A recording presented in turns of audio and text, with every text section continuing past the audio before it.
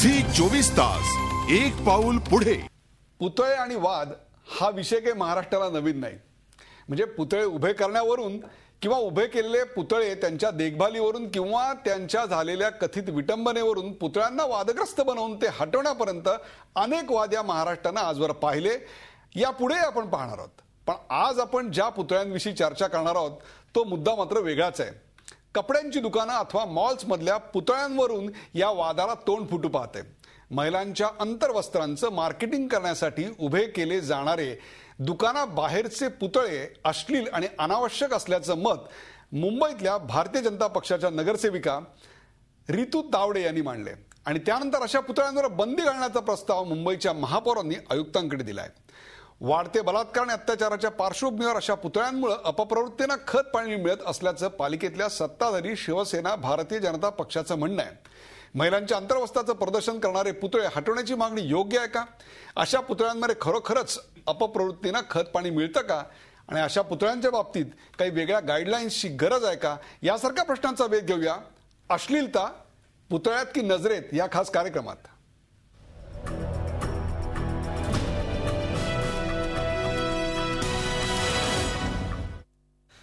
अश्लीलता पुतळ्यात की नजरेत या खास कार्यक्रमात आपलं स्वागत. आज या कार्यक्रमात माझ्या सोबत आहेत भारतीय जनता पक्षाच्या नगरसेविका रितू तावडे. रितू तावडे आपलं स्वागत. रितू तावडे यांनी केलेल्या तक्रारीवरून एक नवीन पुतळ्यांच्या वादाला महाराष्ट्रानं जन्म दिलेला आहे. माझ्या सोबत आहेत सनातन संस्थेचे प्रवक्ते अभय वर्तक. अभय वर्तक यांची या विषयावरची मतं काय असणार आहेत याचा अंदाज एव्हाना महाराष्ट्रातल्या तमाम जनतेला नक्की आला असेल. आणि माझ्या सोबत आहेत ॲड महागुरू जाहिरात तज्ज्ञ भरत दाभोळकर. भरत दाभोळकर यांना अवघा महाराष्ट्र त्यांच्या जाहिरात क्षेत्रातल्या अमूल्य अशा योगदानाबद्दल ओळखत आहे. या तिघांचंही स्वागत करताना प्रथम पाहूया या विषयावरचा एक रिपोर्ट.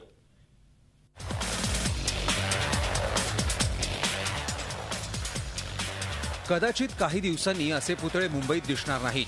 कपड्यांची दुकानं, शोरूम आणि मॉल्समध्ये महिलांच्या आंतरवस्त्रांची जाहिरात करणारे हे पुतळे अश्लील असल्याचं भाजप आणि शिवसेनेचं मत आहे.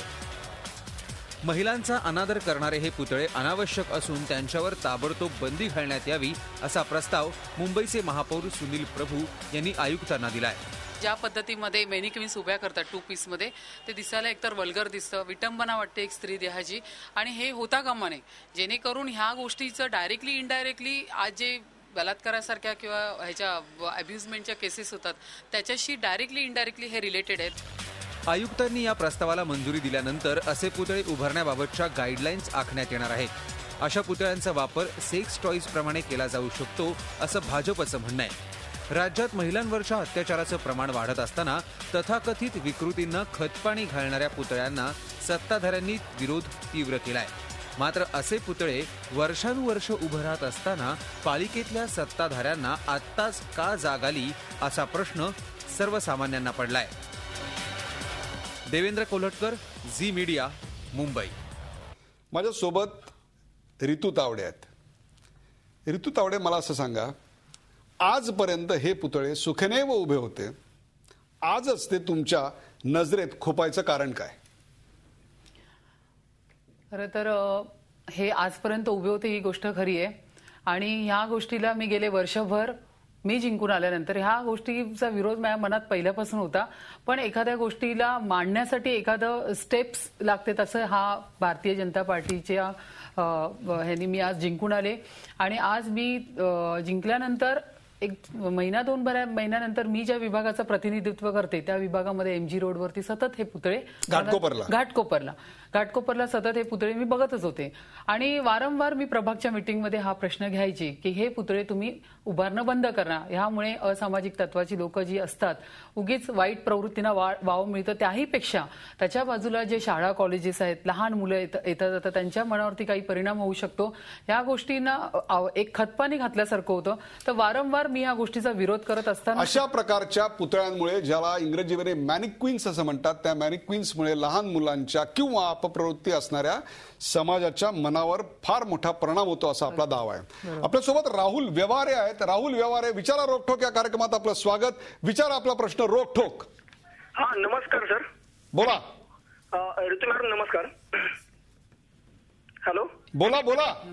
हा सर, मला एक माझी व्यथा मांडायची होती की जे काही आता चाललंय अश्लीलतेचं प्रमाण आधीच वाढत चाललंय आणि हे असे पुतळे जर उभं राहिले तर एक मनामध्ये अपर भाव निर्माण होतोय की सर काय हे विचित्र. आपण आई वडिलांसोबत जात असतो, बहिणीसोबत जात असतो आणि हे काहीतरी असं विचित्र बघितल्यानंतर माझ्या मनामध्ये अशी शंका आली. मला प्रश्न विचारण्यात आधी मला 2 कविता फक्त मला मॅडमला फक्त 1-2 कविता सादर करायच्या, अगदी 2च ओळीचे आहे सर. बोला. प्लीज. माझी नजर होती स्वच्छ पण नजरेला स्वच्छतेची जाण होते, पण असे दृश्य पाहताच नजरेला स्वच्छता काय हे माहित नव्हते. मन म्हणती डोळ्याला अरे पाहू नको हे दृश्य, पण असे दृश्य पाहिल्यावर चांगले विचार होतील अदृश्य. धन्यवाद सर, मला एवढंच मांडायचं होतं. चांगले विचार होतील अदृश्य. मला याचे भरत दाभोळकर यांच्याकडे. भरत दाभोळकर, तुम्ही जाहिरात विश्वाचे गेले 3 दशक एक प्रकारे महागुरू आहात.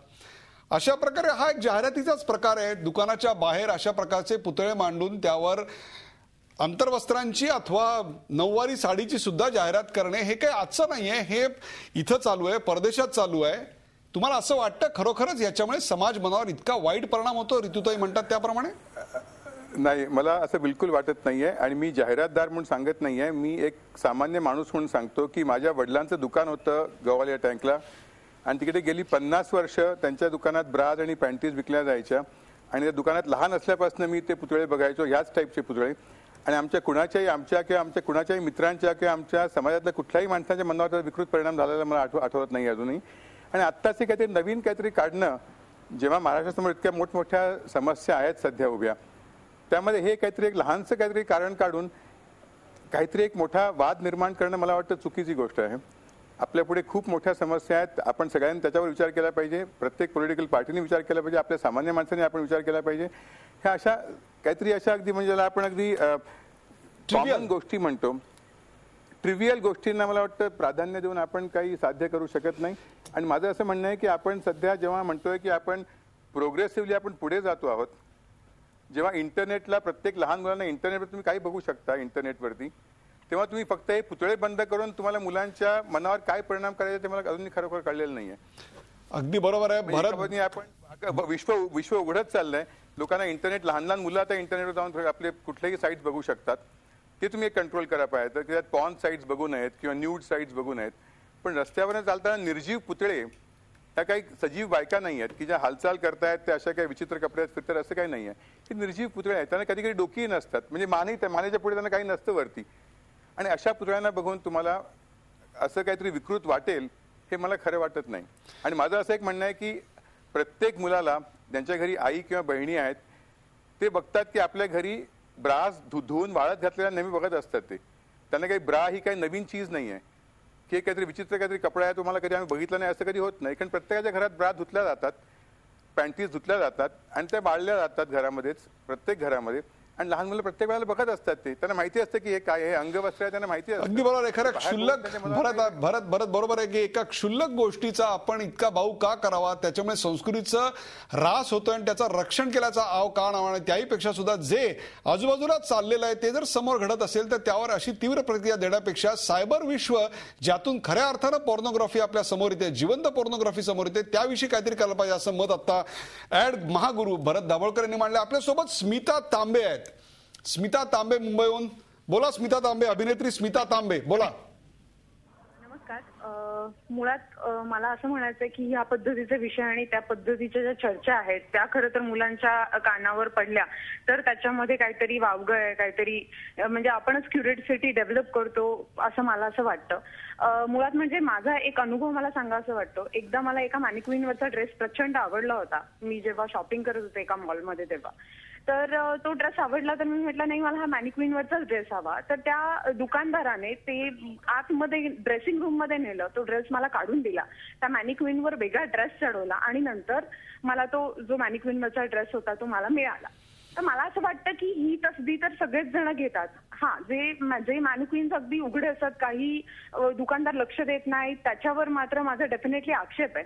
पण अशा पद्धतीचे ऍड आणि हे कसं काय होणार, म्हणजे तुम्हाला पर्यायी योजना ऍड विश्व आहे ते तुम्हाला तशा गोष्टी कराव्याच लागणार. उदाहरणार्थ महाराष्ट्र टाइम्सची आपण ऍड बघितली तर ज्या अंतर्वस्त्रांच्या ऍड्स असतात ज्या दाखवल्या जातात तर त्या ऍडला पर्यायी योजना काय, तर हे मॅनिक्विन आणि ह्या सगळ्या गोष्टी आहेत त्या म्हणजे विक्रेते आपले प्रोडक्ट विकण्यासाठीचा तो हे आहे, तर ती बांधिलकी सांभाळली सगळ्यांनी आणि मॅनिक्विन कारण पर्याय नाहीये दुसरा मला असं वाटतं, पण तेवढं सांभाळलं पाहिजे. पण त्यातली जर श्लीलता सांभाळून अशा प्रकारचे पुतळे उभे केले तर त्याला कोणताही आक्षेप असायचं कारण नाही, असं साधारणतः भरत दाभोळकर यांच्या मताशी मिळतं जुळतं मत अभिनेत्री स्मिता तांबे यांनी व्यक्त केलंय. मला जायचंय अभय वर्तक यांच्याकडे. अभय वर्तक, मला तुम्ही सांगा, अश्लीलता ही पुतळ्यात असते का बघणाऱ्याच्या नजरेत असते? हो, दोन गोष्टी आहेत. मला असं वाटतं की ह्या प्रश्नाकडे जाण्याच्या अगोदर ही जी समस्या आहे की बाबा ही समस्या आहे किंवा नाही याच्यापेक्षा त्याचा परिणाम काय आहे याच्याकडे मला वाटतं जास्ती गेलो तर आपल्याला लक्षात येईल की समस्या किती गंभीर आहे. सर्वप्रथम ह्या चर्चेला सुरुवात करण्यापूर्वी मी अभिनंदन करेन ते ऋतुताईंचं आणि त्यांना साथ दिली आपल्या मुंबईच्या महापौर सुनील प्रभूंनी की अतिशय महत्वाचा विषय. बरोबर, म्हणून मला कारण मी आतापर्यंत या विषयाच्या बाबतीत मला कमीत कमी खूप जण बोलले की ह्या विषयाला कोणीतरी हात घातला पाहिजे, कारण प्रत्येकाच्या मनात होतं की हे पुतळे चुकीचे आहेत. माझं म्हणणं असं होतं अश्लीलता येते असं कसं म्हणतात? जाऊया ना त्या विषयाकडे. नजरेत आहे का पुतळ्यात आहे? जाऊया त्या विषयाकडे. अश्लीलता कशामध्ये सांगतो? द्रष्टा दृश्यवशात बद्धा. जे माणसाला समोर दिसतं त्याच्यामध्ये माणूस तो बद्ध होतो, तो विचार त्या माणसाच्या संस्कार करतो.